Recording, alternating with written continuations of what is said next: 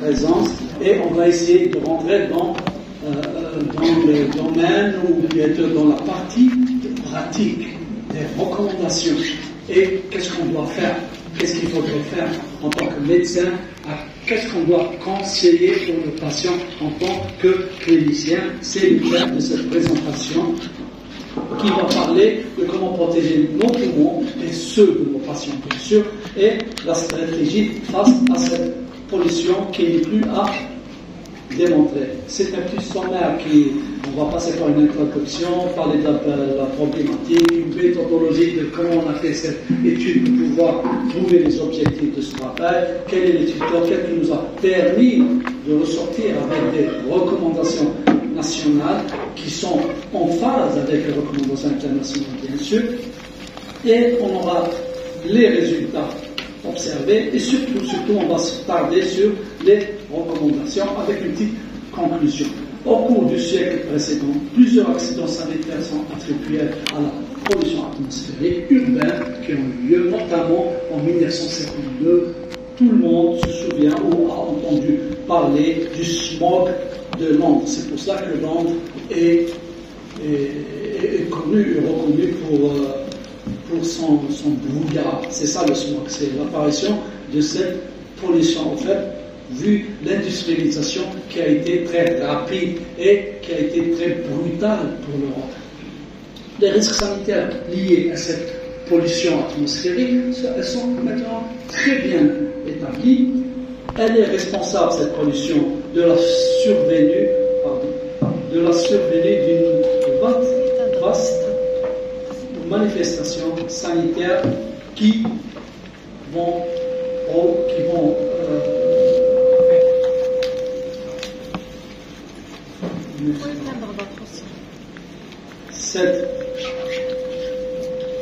cette pollution est responsable de la survenue d'une vaste gamme de manifestations qui va obliger notre patient à recourir aux soins ambulatoires ou en hospitalier, et on sait tous que cette augmentation de consultations non programmées ou aux urgences, ce serait bien de ne pas les avoir pendant la garde et s'occuper que de vraies consultations, c'est-à-dire des urgences.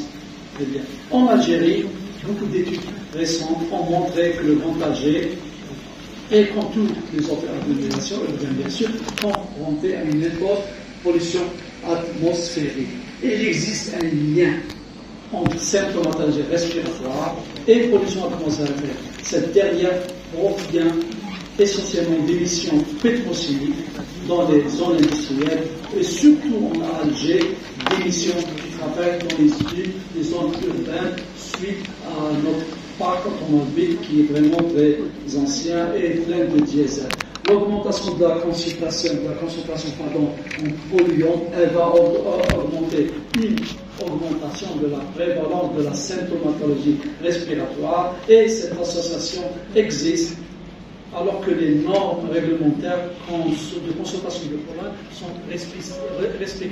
Ce qu'il faut savoir, c'est que quelquefois, on a des effets de cette pollution sur les patients alors que le taux n'est pas encore atteint. Donc c'est bien d'avoir un système de surveillance de la qualité de l'air, mais il faut savoir que quelquefois ce n'est pas le taux élevé qui va donner, mais c'est la concentration. Donc il n'existe pas en fait d'effet pour la pollution atmosphérique. C'est pour ça que c'est très délicat de parler de constante ou d'avoir des règles fixes pour pouvoir appeler nos patients à consulter en urgence. L'étude Spadia, ils vont en parler, il faut le savoir, c'était l'une des premières études suisses qui a montré que la réduction des niveaux de particules sur une période c'est une étude longitudinale, sur une période de 11 ans, avait un effet favorable sur les symptômes respiratoires des adultes. Spadia était une étude concentrée sur les adultes. C'était une bouffée d'air pour nous, pour savoir si on réduisait le taux de particules, le taux de pollution, on avait l'espoir d'avoir un effet favorable sur les effets respiratoires. Donc, notre devoir, notre objectif, c'est de réduire cette pollution parce qu'on va gagner. On va en reparler. Vous avez entendu la conversation sur Hassana Safia qui a été installée en 2002 à Alger, à Ennaba, à Skipta, à Oran. On a des nouvelles que ceux qui ont été installés à Alger. Et par ailleurs, il faut savoir qu'il y avait d'autres stations de veille, d'autres stations de veille atmosphérique globale. C'est dans le plan Condasakar, de l'OMAS et du LUCA, des réseaux mondiaux, c'est-à-dire que ce problème n'est pas nouveau. On s'est intéressé depuis longtemps. Un petit slide en anglais pour parler de particules métal, c'est ça ce qui vraiment définit la pollution urbaine, la pollution atmosphérique. Ce sont des particules suspendues dans l'air qui sont inférieures à 10 microns. En fait, il y a les PM10, les PM2,5 et PM1. Ils ont des l'endamage, ils ont des effets sur le poumon, sur un effet carcinogène bien sûr et tératogène. Les sources essentiellement c'est le diesel, les volcans. On a des sources primaires, des sources secondaires. Les primaires sont les volcans, le pollen et les spores bien sûr.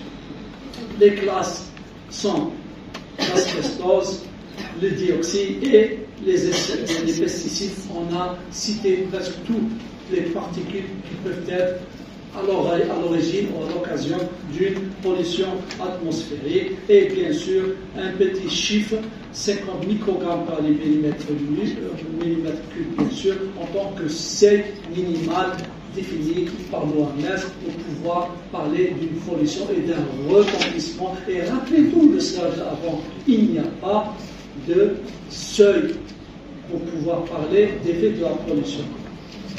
L'ampleur de la pollution dans le monde, bien sûr, 3 millions, on va les citer seulement, 3 millions 7 de décès en 2012, 12% urbain mondial respire un air affichant une concentration de particules fines en deçà des seuils conseillés, et vous imaginez bien la difficulté de demander à des familles ou à des usines de fermer qui sont à l'origine ils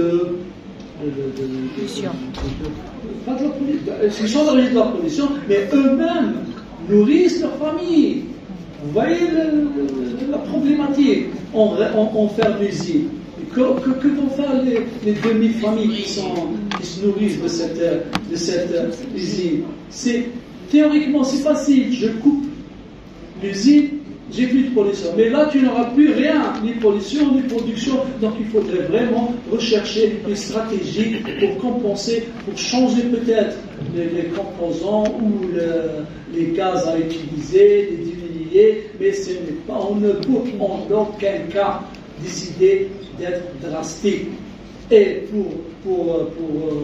pour aller dans ce sens, il y a eu leur COP21, COP22, tous les grands, en fait, les industrialisés dans le monde se réunissent chaque année pour pouvoir donner des recommandations, des applications qu'ils peinent à appliquer eux-mêmes parce que l'industrie, c'est un peu difficile. Voici les normes. Les normes des États-Unis sont à 50. Les normes de l'OMS sont à 80. Les normes algériennes sont à 80. J'espère que je ne me trompe pas. Non, avec la nouvelle réglementation de 2002, c'est ça. 2006, pardon. 2006. Donc, notre étude était une étude prospective, bien sûr, elle était descriptive. Très bien, on a vu tous les patients plus de 15 ans, c'est une étude pour les adultes, et on a vu grâce à l'INSP, grâce au capteur de pollution installé à Mustapha, j'étais à Mustapha à l'époque, on a pu faire la relation entre cette pollution et la venue des personnes asthmatiques aux urgences. Donc, les résultats, un petit camembert pour qui j'espère que ça a résumé tout ce qu'on a fait. Ce petit camembert nous a coûté 8 ans de recherche. Hein. D'accord? Très bien. Donc, c'était vraiment là tout qui poussait les patients à à consulter en premier. Ensuite, c'était les gènes respiratoires. Et de ce camembert, on a retrouvé les patients allergiques, on a identifié et on a même randomisé quelques patients pour les tests et les EFR et le suivi. Les asthmatiques ont été mis dans un bras, les COPD, les BPCO, les inspections respiratoires et bien sûr les asthmatiques. Et les symptômes représentés au niveau de la consultation des urgences, 11,23%. C'est énorme. On parle d'urgence, consultation non programmée. C'était vraiment énorme. Très bien. En fait, c'était le principal motif de consultation. Très bien. Voici le fameux histogramme qui définissait et qui relatait la relation de cause à effet. Les bleus, ce qui est en bleu, c'est les PM10, c'est les particules fines de la pollution, et ce qui est en rouge, c'est le nombre de consultations. Et vous voyez que à chaque fois qu'il y a une montée, il y a une consultation augmentée en parallèle. Le coût, on a pu calculer le coût attribué à cette consultation. C'était 12 millions pour les 2 années qui ont été randomisées, c'est-à-dire en moyenne 6 millions de dollars par an. Pour comparaison, en Europe, c'est une étude publiée par Chapin et éditée dans la revue R et la santé, c'était, vous voyez la différence, milliards d'euros. Kinaya, c'était 12 millions de dollars. Vous voyez que la pollution coûte vraiment très cher, mais on fait tout ce qu'on peut pour rattraper le coût. Parlons de gains. C'est bien de parler de pollution, de pouvoir la abaisser. Est-ce que ça va donner? Heureusement, grâce à Spadea, on sait que c'est possible. Dans notre étude, on a fait des simulations grâce notamment à la suite avec le docteur Naïd. On a fait des simulations et on a pu calculer le gain et des scénarios. C'est-à-dire, le scénario le plus intéressant, c'est le scénario 2, pour lequel 93,2 consultations devraient être évitées si les PM10 diminuaient de 25%. Peut-être ça en tant que chiffre, ça ne reflète pas grand-chose. Mais croyez-moi, diminuer, créer un coût de gain de 6 000 $, c'est vraiment très conséquent. Beaucoup de patients ne viendraient pas aux urgences, ils seront très bien en maison si les PM10 pouvaient être contrôlés et ne pouvaient rester un seuil bas. Notre étude, elle est là. Voici le taux de PM qu'on a retrouvé à 50 en comparaison avec New Delhi, Pékin, Johannesburg, Le Caire, et bien sûr Dakar qui était très pollué. Et Alger, on est là. Tant mieux. Il y a les villes qui étaient les plus polluées. Ça, c'était avant la Covid-19. Après la Covid-19, il y a eu un autre bouleversement. C'est le Pakistan, bien sûr, avec 749 microgrammes par mètre cube. C'est-à-dire que on pouvait, à ces doses de particules, ce n'est plus de la poussière fine, on pouvait plus voir. On ne peut pas se voir, c'est du brouillard. Très bien. Passons à ce qui nous ramène aujourd'hui, c'est de pouvoir faire les recommandations s'attelant sur des recommandations internationales, c'est-à-dire qu'il faut attendre ce seuil. Je vous dis, il n'y a pas de limite seuil pour qui le symptomatique peut se déclencher. Donc, 88, mais il faut avoir des recommandations pendant toute l'année pour les concentrations. Concentrez-vous. Les actions sont proposées à court terme, bien sûr, devront s'appuyer sur une médiatisation. C'est-à-dire, c'est bien de conseiller vos patients, mais si la télé, la radio, les journaux ne s'y mettent pas, on ne peut pas toucher beaucoup de patients, beaucoup de populations. Très bien.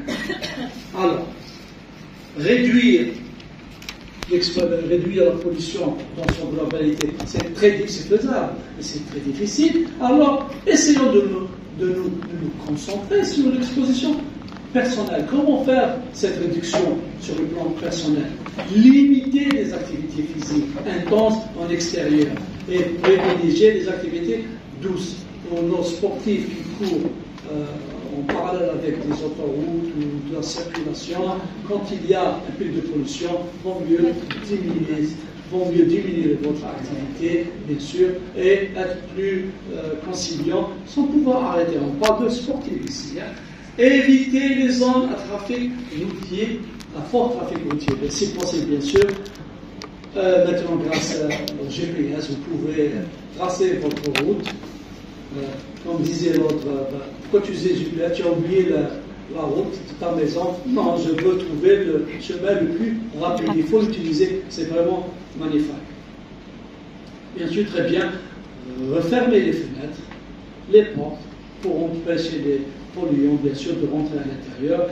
Utiliser les purificateurs d'air, oui, pourquoi pas, oui. Ça peut mettre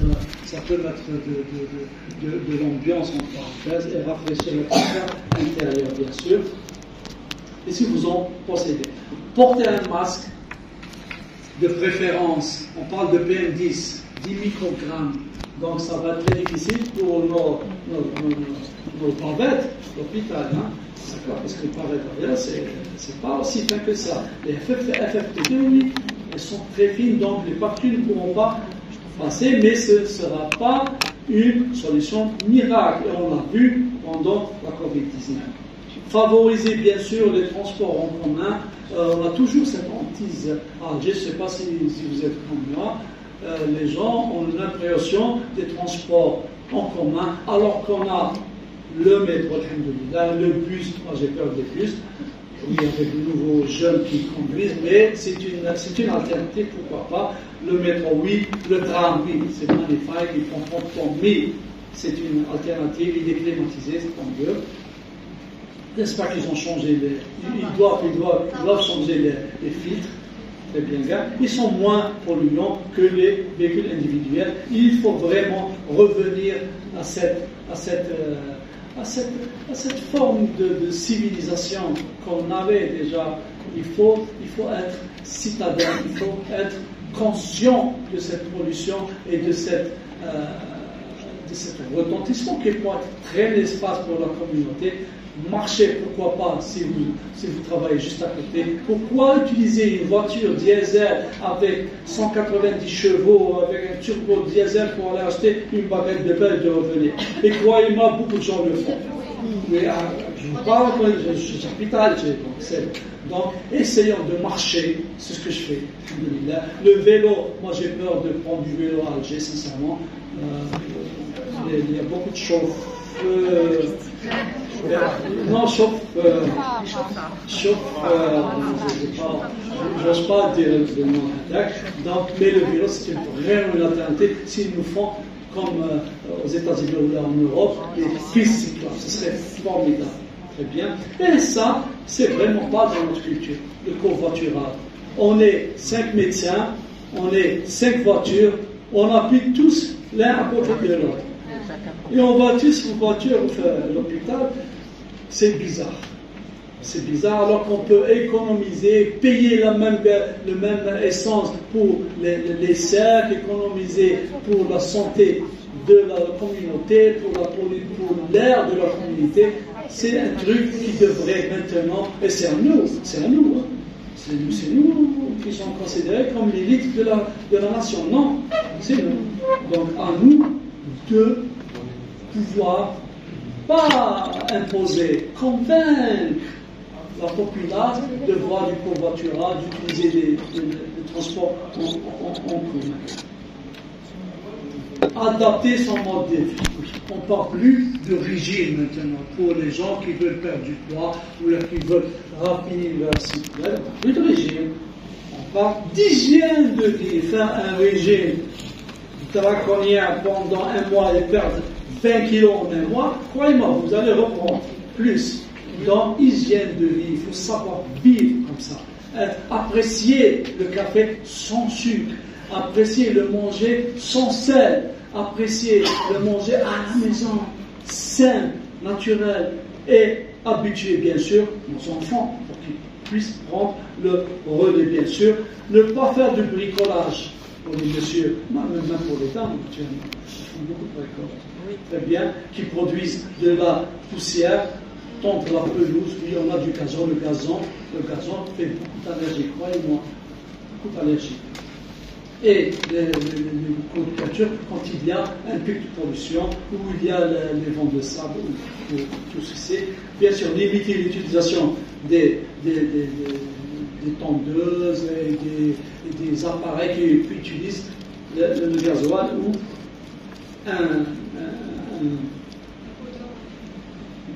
tout à fait. Privilégier les modes de cuisson moins polluants, éviter les fritures, les grillades, surtout pour ceux pour tout le monde en fait, qui préfèrent avoir une silhouette raffinée et pouvoir vivre longtemps. Pas vivre longtemps dans le sens être dans le lit pendant 150 ans. Vivre longtemps, c'est vivre en pleine possession de sa capacité physique. C'est pas, on n'est pas contre le fait de vieillir, de prendre de l'âge. Mais comment on va prendre de l'âge si vous prenez du sucre, du sel, des graisses, du manger de l'extérieur? Vous allez peut-être avoir remarqué d'hier. Vous allez vivre sur 5 ans, mais dans quelles conditions? Alors, réfléchissez à comment vous allez être et est-ce que vous allez être. Et ce message va aussi dans le sens de vos patients.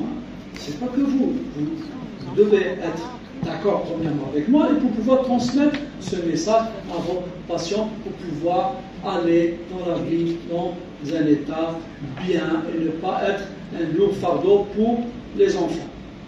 Pour les personnes vulnérables, c'est-à-dire âgées, les enfants, les femmes enceintes, les personnes avec des problèmes respiratoires ou cardiaques bien sûr, ils doivent être particulièrement vigilants et suivre scrupuleusement les conseils, je devrais même dire, doivent consulter en cas de gêne ou en cas de malade, comme ça sentir un malade, leur médecin, en cas de toux, de difficulté respiratoire, d'irritation des yeux, parce que le médecin peut soit garder le traitement, garder la même posologie, augmenter la posologie, ou carrément, s'il voit qu'il y a une aggravation, des exacerbations, qui sont rapprochées, il peut réajuster le traitement pour une petite période. Très bien.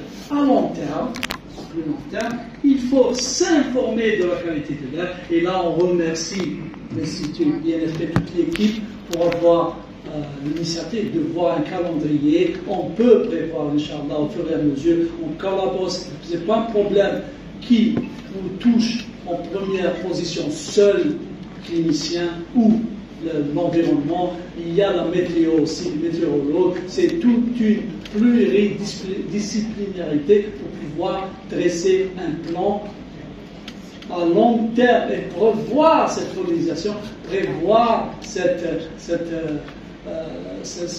augmentation de PM10, de pollution, et c'est pas évident vu le réchauffement climatique et tout ce qui bouleverse notre belle terre.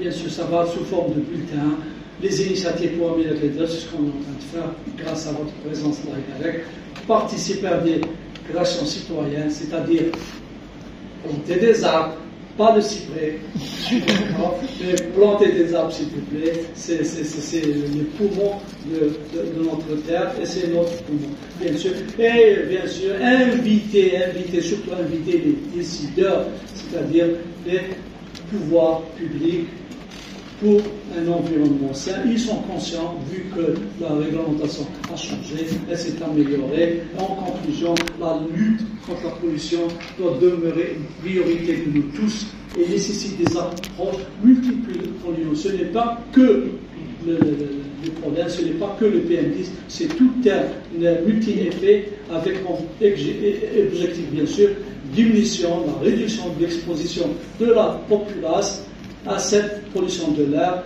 notamment vis-à-vis des particules, et bien sûr la possibilité de réduction de l'impact de la pollution et on l'a prouvé, elle a un effet positif sur la fréquence des maladies respiratoires chroniques. Je vous remercie pour votre attention.